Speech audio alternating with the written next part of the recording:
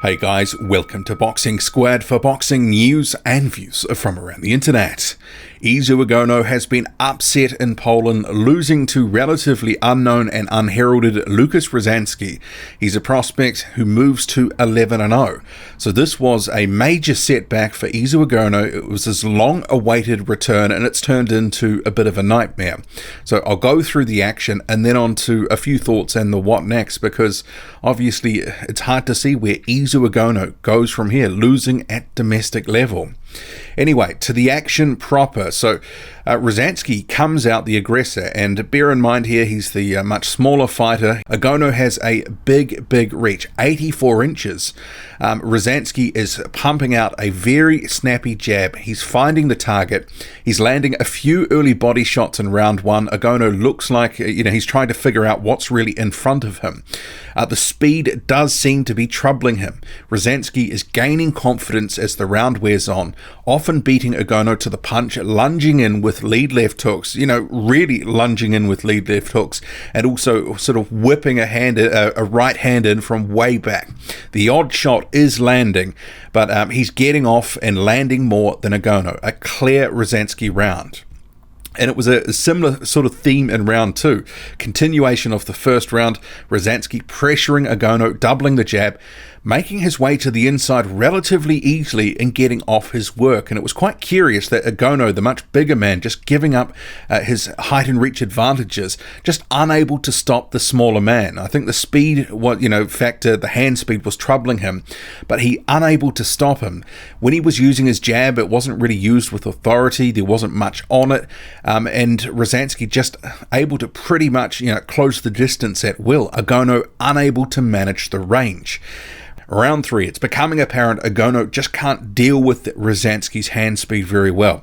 Some of the body language isn't looking good for Ugonoh, especially in that first minute. But against the tide, Ugonoh does land a right hand and then a few seconds later follows up with a left hook. It does back Rozanski up momentarily, and these are the best moments of the fight so far for Izu Ugonoh. Prior to this, he'd barely landed anything of note. In fact, he hadn't really been throwing many punches at all. He looked very off-kilter. But Ugonoh, he takes confidence from this. He starts loading up with some very wild shots over about a 10-second period. Nothing is really landing, and immediately he looks gassed. Rozanski is, after a few seconds, back on him.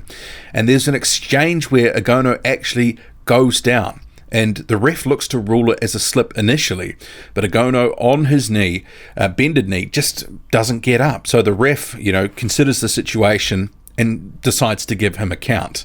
It was a bit bizarre because the replay actually appeared to show that Ugonoh went down without a punch landing.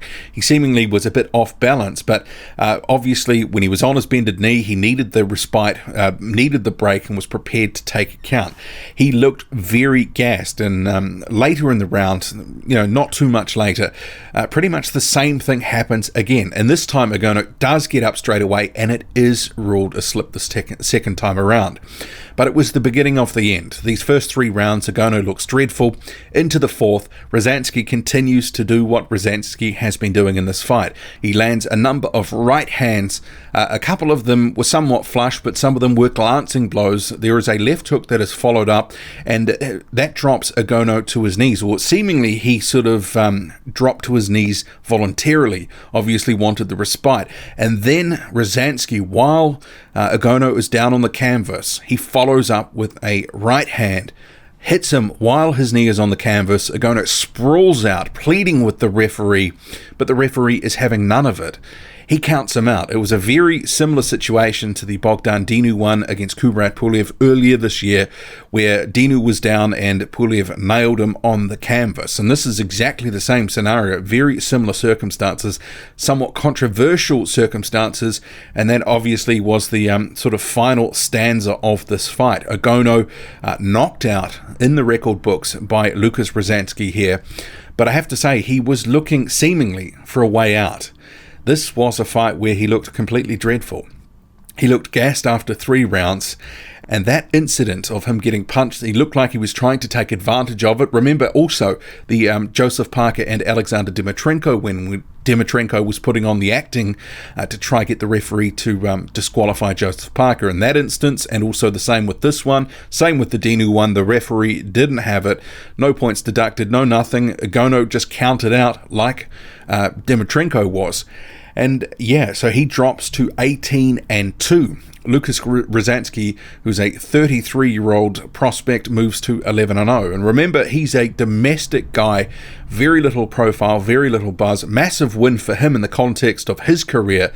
But in terms of Ugonoh, looking at what I just saw, I can't see him operating at any sort of high level within the heavyweight division anymore. He is 33 years old at the moment, and he looked a shell and a shadow of his former self. That was a dreadful performance. And when I saw him coming into the ring and, you know, that sort of thing, I thought, actually, he doesn't look as muscle-bound as he once did. But obviously there is still, you know, a lot of issues with his gas tank, because after 3 rounds and after effectively one salvo where he sort of threw about, you know, half a dozen, 10 punches or whatever it was, that effectively just drained him. And after that, it was all downhill. It was a long-awaited return. He's only had a couple of... This is his second fight since losing to Dominic Breazeale in a Fight of the Year candidate back in 2017. The inactivity really has obviously done something here in this fight, or it's sort of hard to explain, but he looked really out of sorts right from the get-go. Rozanski's pressure and speed, he just had no answer for it. Looked absolutely dreadful, and I've said dreadful a number of times, but if you can manage to catch the fight, if you already haven't, yeah, I don't think you'll be very impressed with the effort that Ugonoh put up. Rozanski, meanwhile, there were flashes in there. I sort of thought, that looks a little bit like Mike Tyson, that sort of stuff. Some of the movement and some of what he was doing, but obviously it's a very poor man's Mike Tyson. Rozanski is domestic level. We have to remember that. So obviously Izu Ugonoh has fallen to that level at this stage in his career. So hard to see, you know, where he can go from here. Obviously, if he is going to continue as a heavyweight boxer, he's going to have to need to regroup and address some issues. He's got a lot of soul searching to do if he is to get back to any real level within the division, because on the basis of that performance, you know, he looked pretty dreadful. As a mate of mine on Twitter, BDB, said, he's a heavyweight aficionado, stick a fork in Ugonoh because he's done. And I agree with that. He didn't look good at all. What do you make of it all? Drop a comment, loud and often. Hit like, hit subscribe. Follow me on Twitter, boxing_squared. I'm out.